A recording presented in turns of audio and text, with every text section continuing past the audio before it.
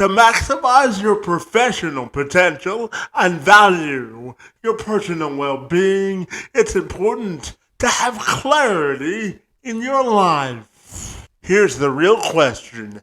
Do you have transparency when it comes to the purity and clear conscience of your mind? Are you someone who values faith and the tangible progressive potential that comes with it? Could you use some help in getting on the right path when it comes to this critically important and vibrant issue of the day? Well, if you answered yes, then you're in the right place, because I had the privilege of having an in-depth conversation with my friend Kelly Keefe. She's a thought leader and the CEO of Heartspace. She's also an international best-selling author who supports entrepreneurs, leaders, and spiritual seekers to elevate to their fullest level of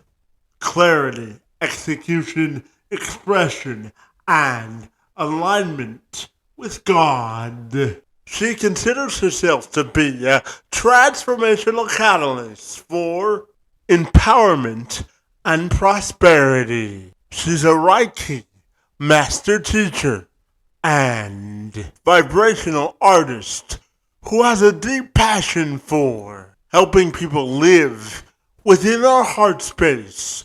She's also the author of Rise Above Fear, and she specializes in helping female leaders get clear on their destiny, erase their fears, and clear their mental blocks so that they can live the life they all deserve. And she joined me this week to tell me more. Without further delay, I'm Kevin McShann. Let's have this conversation.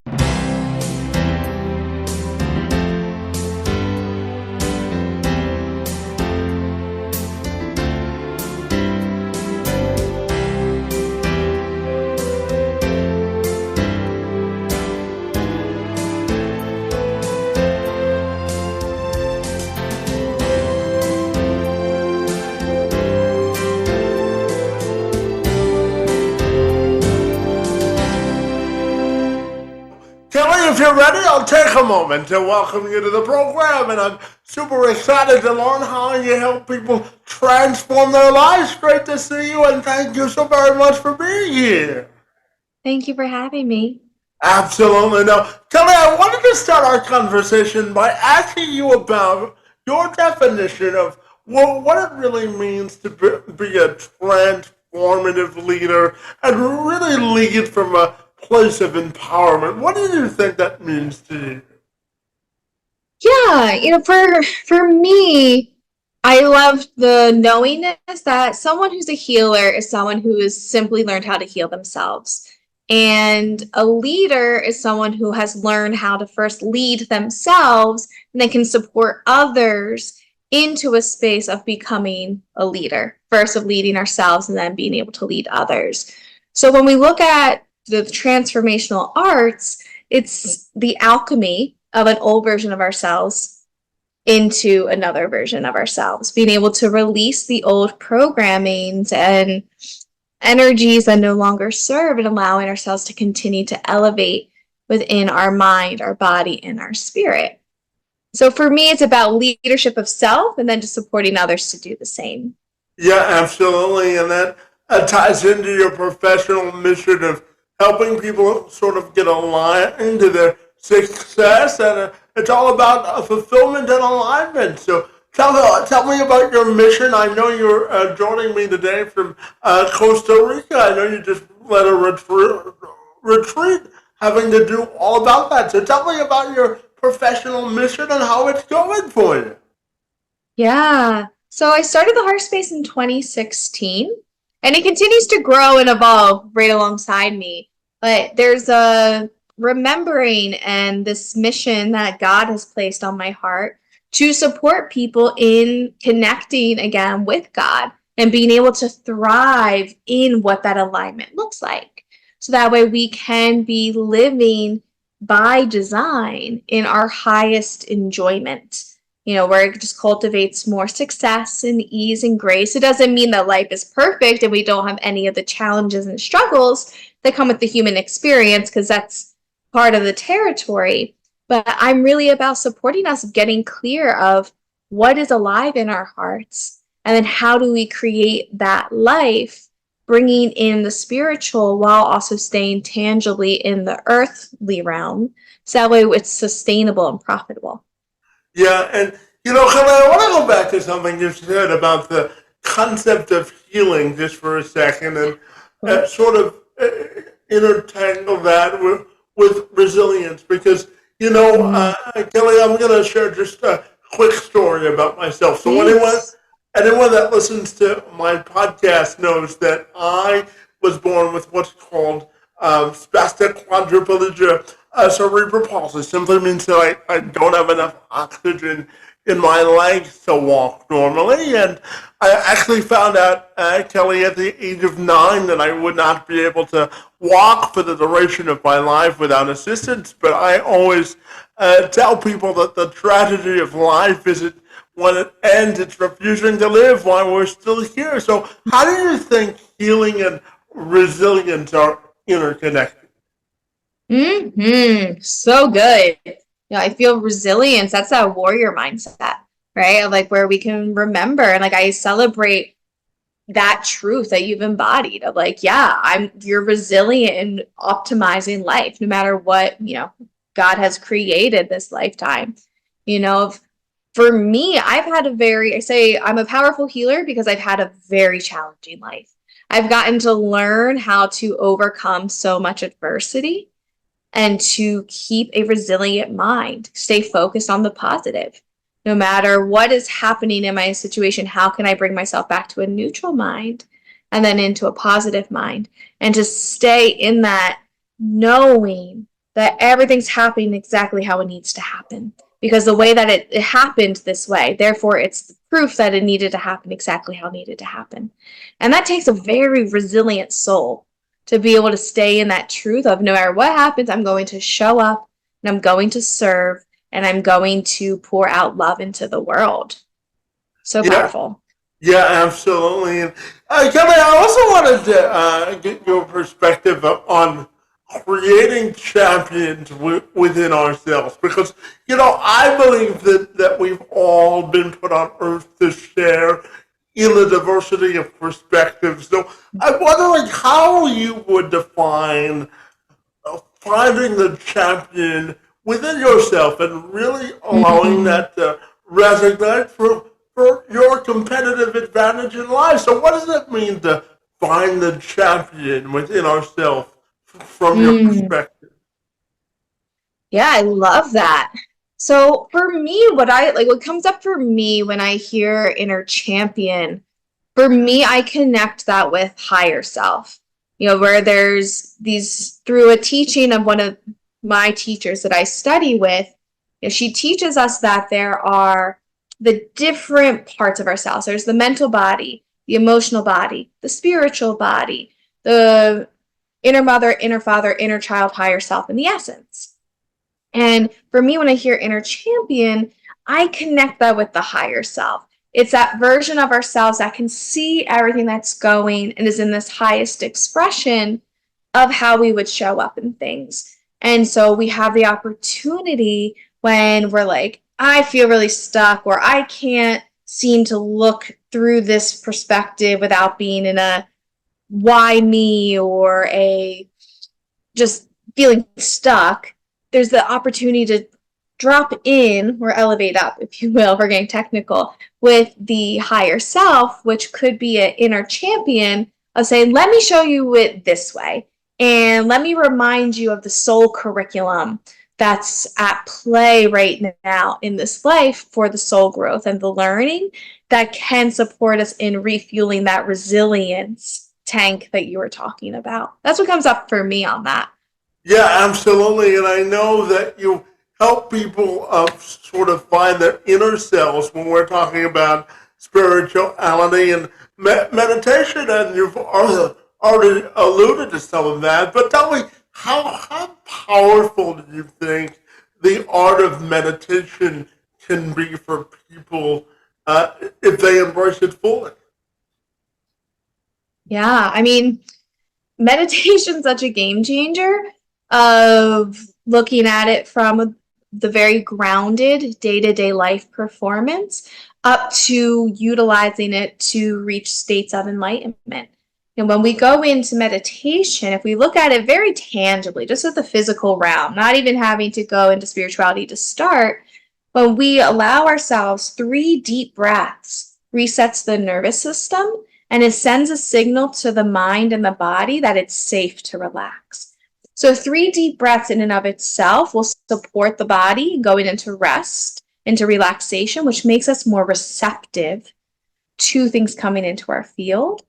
And then we can play with techniques like the Silva method or other meditation processes where we can shift the brain into alpha or beta waves that allows us to reach into these spaces that are the liminal space, is what they're often called, where we can get those ideas or those insights of how to, what to do with the business or what to create or how to navigate this situation in our lives. So we can utilize it in anything we're doing in our day-to-day. And then, yes, the spiritual column, that is the spine, when this is all in alignment, we go deep into meditation, we can access those higher realms and those deeper parts of ourselves. So it's the gamut. It's really a choose your adventure, but meditation's a medicine for all. Yeah, of course. And, I know that a large part of what you do focuses on clarity and increasing both self-esteem and our inner focus. So I'm wondering, based on the society that we live in today, how important do you think it is that people really find their own definition of clarity? Because everyone's level of self-esteem is just a little bit different, isn't it? Totally. Yeah, and I feel that's a beautiful point about also like getting clear on what clarity means for us. Something that I love when communicating with anybody, I do this a lot with clients because it supports us in understanding the belief systems that might be happening in the subconscious mind. So I do a lot of work with rewiring the subconscious mind and things of that nature, is finding out what the definition of a word that's commonly used is for them. So when we say, clarity, when you say clarity might mean something like we mean the same thing in essence, but when we say, what's your definition of it? It could be very different as well. So I'm with you of looking at, okay, so when I say finding clarity, what does that mean for me and us supporting one another and getting clear on what does clarity mean for each of us? For me, clarity is, okay, this is who I am. This is what this is my strength. This is my challenges. This is what I feel I want to create in this world. And, so we just take a full inventory of who we are and where we desire to go. Yeah, absolutely. And, Kelly, I'm a huge believer in the power of self reflection and internal motivation because, it's my belief when we talk about expectations that we have to pour sort of our own foundation when it comes to setting goals for ourselves because, it's good to have role models and people that we look up to in life, but if we don't have that internal motivation to succeed, I think it gets really hard to sort of get the emotional and mental energy up to reach the level of other people's standard for ourselves. So how do you look at the concept of self-reflection and internal motivation? Yeah, it's a great one, and it brings me to, many seasons in my life where the inner motivation, the flame of inner motivation wasn't alive, and being in seasons of depression and sadness and not wanting to go on, where my first company failing, so like like, I appreciate bringing also for anyone who's listening, like, it's okay if there's been seasons like that. And it's okay if you're in one right now. The fact of us getting really honest with where we're at and what is it the desire on the other side. And that's where that self-reflection can come, because when we can really show up with, okay, this is where I'm at, and then say, is this where I want to be? If it were to be something different, I could wave a magic wand and it would be different. What would I desire? That self-reflection can start to tap us into the inner truths that are there, that do want to come out. Because oftentimes we are looking to the external world to see, this is what I should be, this is what I should be doing. Oh, this person's doing it this way, I'm not doing it this way, so there must be something wrong with me. It's very easy to go into comparison, and we're shooting on ourselves of what it should be. Where when we step into self-reflection, we can start to get to know, wait a second, this is who I am, and this is what I'm moving through, and this is what I desire. Maybe I don't want that thing that everyone's telling me I should want. Maybe I want something different. So we can start to access truth, and then we can start to dial into that state of beingness and turn on the flame. Now, I'm someone where my connection with God is potent. It has changed my life, and I find that that's what lights my flame inside. But I'm not someone to push that on other people, of anything. That's not my role this lifetime. It's just to share that that's what lights my inner flame. But it's those seasons of getting clear of, who am I? What do I truly want? Giving myself permission to want what I want, and maybe not want the things people have been telling me I want. That really started to change some things for me, and changes a lot of things for those that I work with in Permission Granted.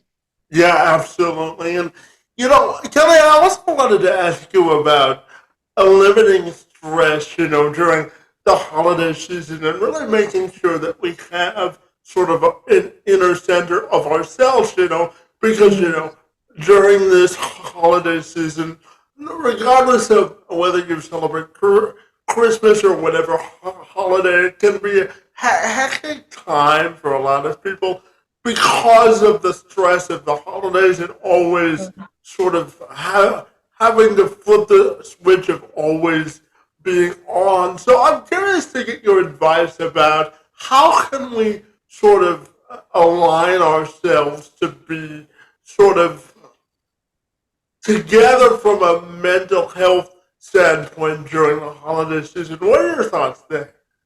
Yeah, so good. So one of my favorite permission slips to write, is permission to pause.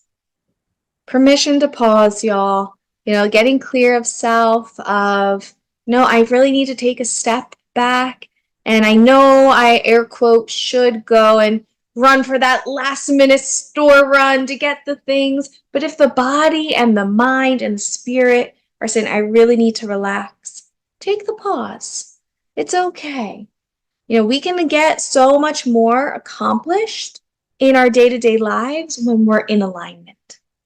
And so sometimes taking that rest is the most productive thing we can do for ourselves, because when we do get back into doing or engaging with a group of people and family and friends and etc., we can be more in an energetic state to sustain it, and we don't reach burnout. So my first invitation is, take a break, take a nap, and with a group of people or family, it's okay to have boundaries. Getting clear with stuff doesn't mean be rude.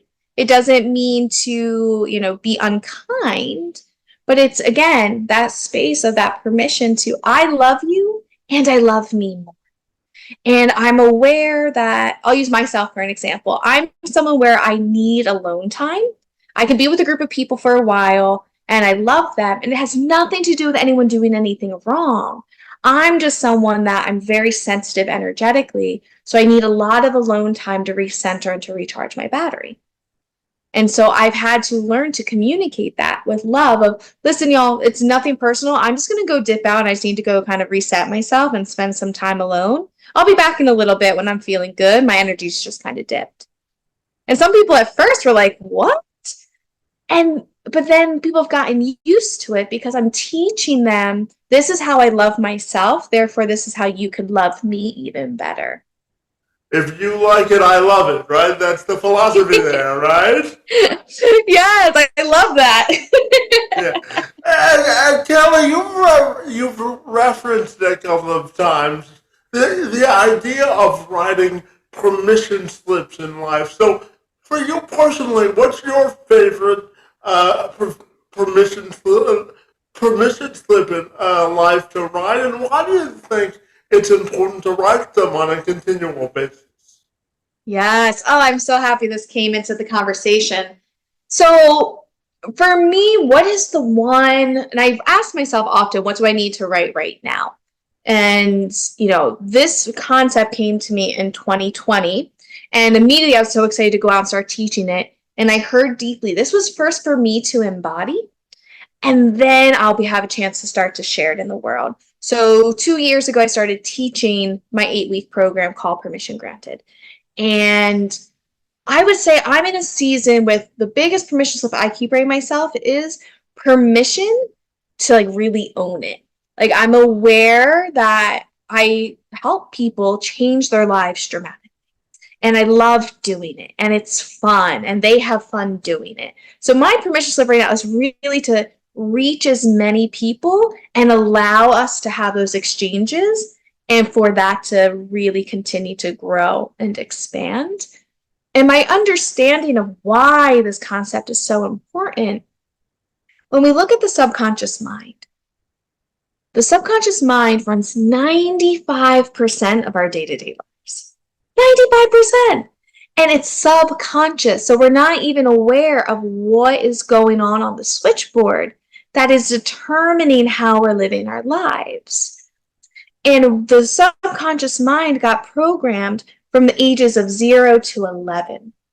So this is prime time of when we literally would be in school or something and having to ask for permission from someone outside of ourselves to be able to do the things that we want to do and start to form these different beliefs and thought forms within ourselves.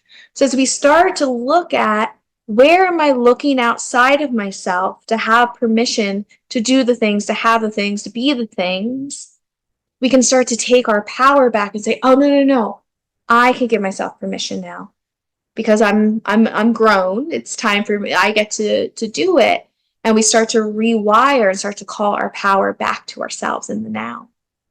Yeah, and I want to also ask you about the idea of creating a competitive advantage. Before I ask you the question, I'll give you a little bit of context. So, outside of hosting this podcast, Kelly, I have organizations from an HR perspective build an inclusive culture and really amplify the hiring of folks with disabilities. And amazing. The angle that I take is that if you hire someone with a competitive advantage, disability, you're creating a competitive advantage. That's what I meant to say. So if you hire someone with a disability, you're creating a competitive advantage in improving your productivity. So how do you think we can create a competitive advantage in life that increases our productivity?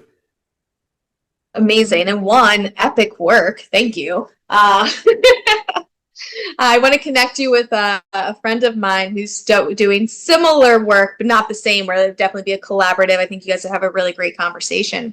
But, it's an interesting dynamic because I live in a world where the industry I'm in of coaching and the transformational arts and the healing arts, there could be perceived that there's a lot of competition. But I really don't believe in competition in this sector of it. There's different industries and different things. But I believe there's more than enough to go around, and collaboration over competition. And I'm aware that my abilities this lifetime, how many lifetimes I've done this, or spending my 20s traveling the world, sitting with Indigenous elders and spiritual leaders, and just my skill set this lifetime. Yeah, it could be, I suppose, a competitive advantage because I get results, so I could see that. And at the same time, there's an understanding within my own being of there's soul contracts at play. Like, I Mm-hmm. believe deep in my heart, you and I, at a soul level, we agreed that on this day at this time we would meet and we would have this conversation, and there'd be a mutual beneficial situation that's swapped, and we needed to do something. And I kind of feel that in every facet of where I'm at. I'm I'm in a space of the industry and the sector I work in is playing in the energy a little bit of the new way of doing things at large, where I'm not really in corporate. So it is a little bit of a different essence, I feel, a bit when I tap into it. And knowing that everyone's my brother and sister. And I feel that's a competitive advantage in some way, shape, or form, where it's like everyone brings something to the table. Everyone has a piece of the puzzle, and that's the name of the game.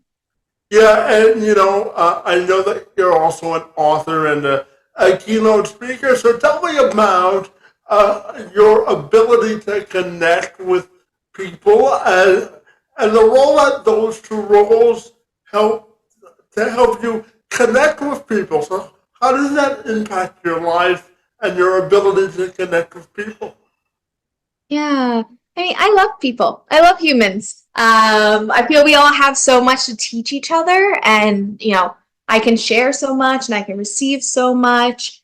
And speaking and writing, I would say I've been loquacious, very talkative, and a woman of words my whole life.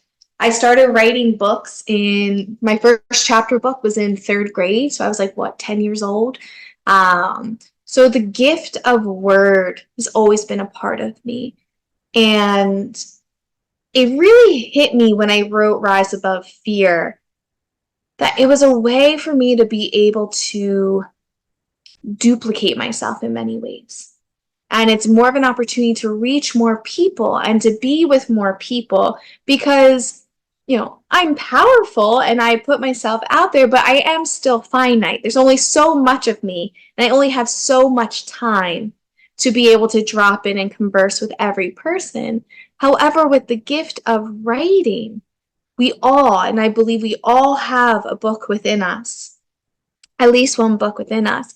It gives an opportunity to be able to share ourselves with so many more people and share the message and the teachings that are moving through us with people all around the world. And the same with speaking, but there's another level in with the speaking because there's the element of voice at play and the synergy of what's alive in a room when people come together to have the conversations is really potent, and I just love it.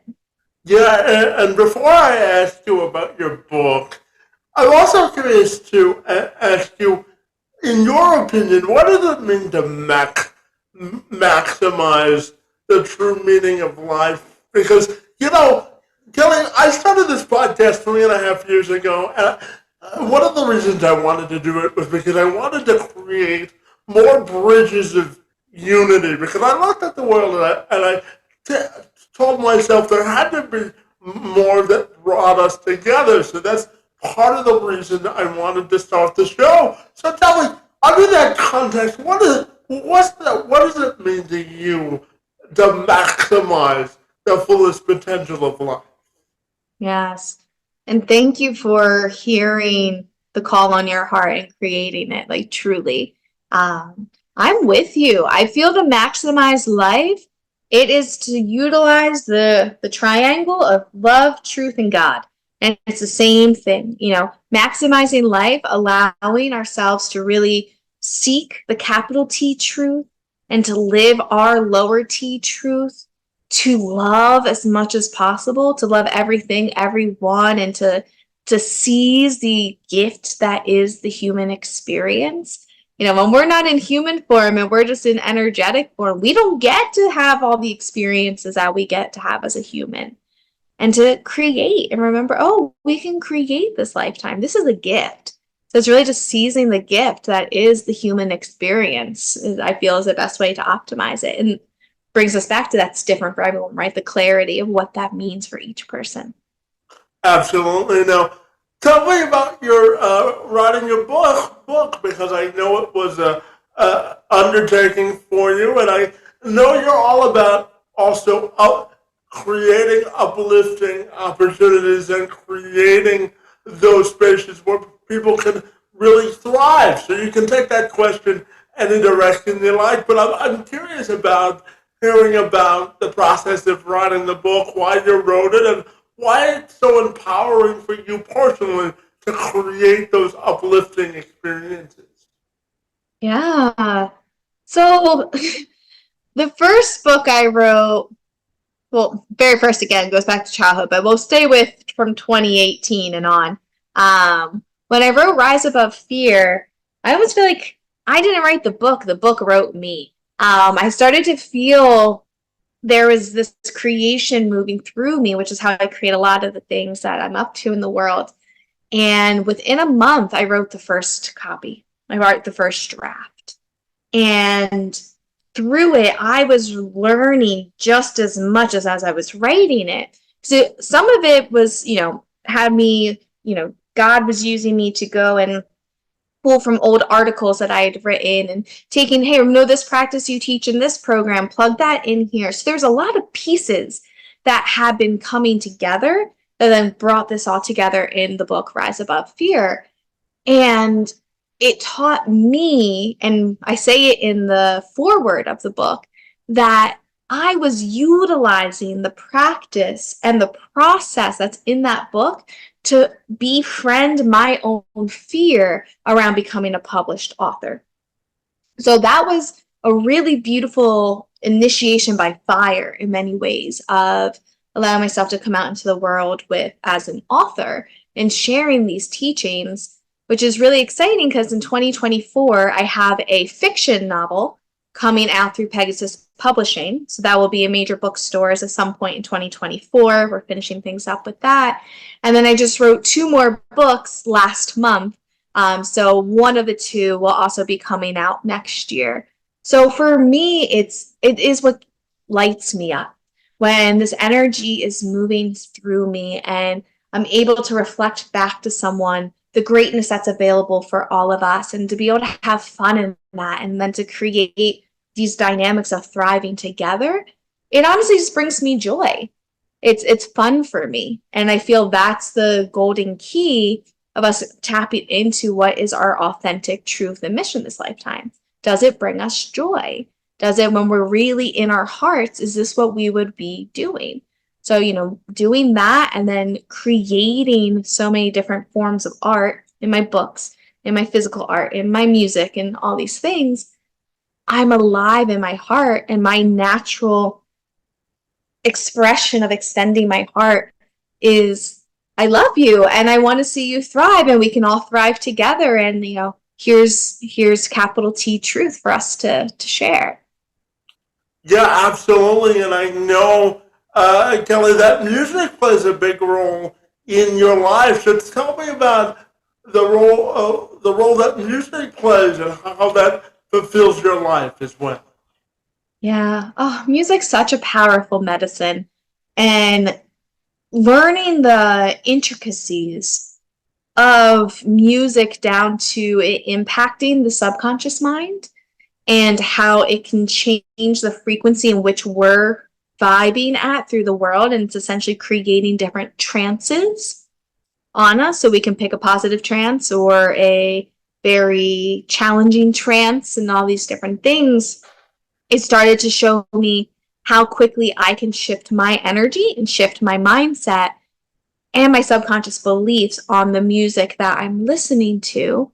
And in 2019, my first song that I wrote and created came through, and I was just like, oh no, we're not creating music. And God's like, no, girl, you're creating music. And so I've been on a journey of creating music myself and started taking opera lessons and finding my singing voice and really tapping into the power of my voice and self-expression in that way. So the music journey of creating is still a huge alchemical process for myself, and learning so much about myself within that, and getting to witness when someone hears my song or they say, this lyric was moving through my head and it motivated me to get up and out of bed and go and follow the guidance I was getting. Like, it really is impacting me of, wow, it touches my heart and it's changing so much within me. And it's a really fun way to support others. Yeah, absolutely. And, Kelly, I know you're in Costa Rica today. So tell me about being in Costa Rica and really having some time to recharge before we go into a brand new year. I know you just finished leading a retreat, but tell me about being in Costa Rica and how good it's been for your internal soul. Why do you love Costa Rica, and what's been your favorite part since being down there? Oh, Kevin, you're touching straight into the heart space. I love it. Costa Rica, I really feels like mi corazón. It's my heart. I first came here in November 2020, and I continue to come back here as my recharge place, and almost to a point where I don't even want to tell people, where I was bringing people to the retreat. I feel like I was opening my home to people. In many ways I was. It's a very special place. It has changed a lot within me in terms of the connections that I cultivated and being able to see what I was dreaming of the new earth, this frequency of co-creating with the earth and being in harmony with one another, seeing that we're doing it here. And it's so lush and so green. So there's such a rejuvenating essence to her. It's an extremely feminine essence of the country at large, where Costa Rica has never had a foot army. So there's no military energy within the field. So it's a very calm, very peaceful, very more feminine. Doesn't mean that there's not a masculine energy. The men here are beautiful and masculine. It's not what I'm saying. But there's just a softer essence to the country at large. And when I'm here, it effortlessly supports me to slow down and move with the cycles of going to sleep much earlier and rising with the sun and watching the sunsets and being in nature. And it's just a really special place that my soul is like, we can do this. This works for us. Yeah, sometimes it's important to press the pause button, isn't it? Indeed. Yeah. And Kelly, I've got two questions left for you. And the first has to do with the power of connection and its relationship to allyship. Because, what? When it's my belief, that we've become so territorial in life that we've lost the ability to sort of have a conversation. Even if we disagree with a person, they still have the right to have their opinions and thoughts and heard by the masses, because it's the way that I believe that we grow. Because no matter how many degrees you have on a wall, you can always learn something from somebody else. So tell me, how do you think we can get back to a better sense of connection, where we can have conversations with people to really move the societal sort of needle of progress forward? Yes, Kevin. I'm with you. It's one, I'll address what I'm noticing is the challenge, and then what I feel is a very potent solution way forward.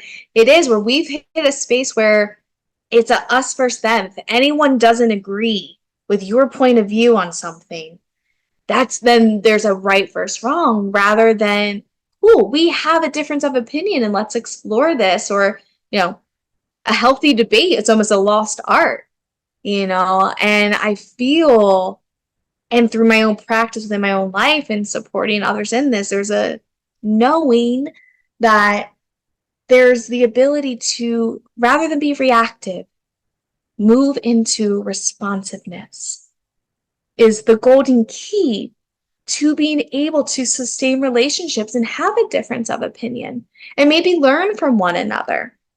I enjoy when there's a conversation that happens where there's different perspectives and points of view. So it does several different things for me. It can either really solidify within myself, no, what I believe is really what I believe, and that is built on stone. That doesn't mean I have to try to make them believe it. It just affirms within myself, no, this is my truth. This is where I'm at. And then there's times where it has me start to think, what they're saying actually is something's resonating in there. Maybe my belief is changing. And sometimes someone brings a whole new perspective to me where I'm like, wow, I've never looked at it that way. And it can help me grow and evolve, truly staying open-minded and open-hearted. Not everyone has to agree with me. I don't want everyone to agree with me. I feel that'd be almost a little bit boring. Mm-hmm. But we've created a society where everyone must agree on the same thing at all times, and it's a us versus them, where rather we can just stay responsive and get curious. I always say that life is a constant game of learning, isn't it? And it's sure, I hope so. If it's not, we're doing something wrong. Yeah, absolutely. And, Kelly, my final question for you this afternoon is the way that I end all of my podcasts, and it's by asking you about if I asked you to define your life and professional legacy, how do you think you would want your legacy to be defined? I love this question. I worked in a solar company for a bit doing sales, and I had an amazing manager at the time. This was many, many, many years ago. But he brought us through a powerful journaling practice once a week. And one of the questions on there was, what do you want your legacy to be? And that comes up for me, and I feel there's an evolution. For a year and a half, I always wrote everything she did with love. And I would evolve it even more to everything she's done has grown the heart space. And there's so many layers to that, because I believe that the heart space is the place where the heavenly and the earthly meet, and the space for authenticity. And I move through this world from my heart space and support others to arrive to their heart space and desire to see a world where we are all living the heart space, the place where heaven and earth meet, allowing us to experience heaven on earth. Yeah, absolutely. And finally, Kelly, if people want to get connected with you, what's the most efficient way they can accomplish such an objective, my friend? Yes, of course. Thank you so much again. So if you wanted to explore the website, where we have the gamut of what we have available, from self-led courses all the way up to our retreats and everything in between, you can go to heartspace.co. If you're interested in joining our next round of Permission Granted, the 8-week journey, you can go to group coaching and check out the program there. You're also always welcome to DM me on Instagram at I am Kelly Keefe. Let me know you heard me here, something resonated with you, if you have a question. I love connecting, so feel free to DM me there as well. Well, life is all about having conversations, and I'm a lot smarter after having this one. I want to thank you for your work in personal development. You're really making significant strides of progress forward, and I want to thank you for being here and engaging in conversation with me. It's most appreciated. Right back at you, Kevin. Thank you for creating the space and for having me.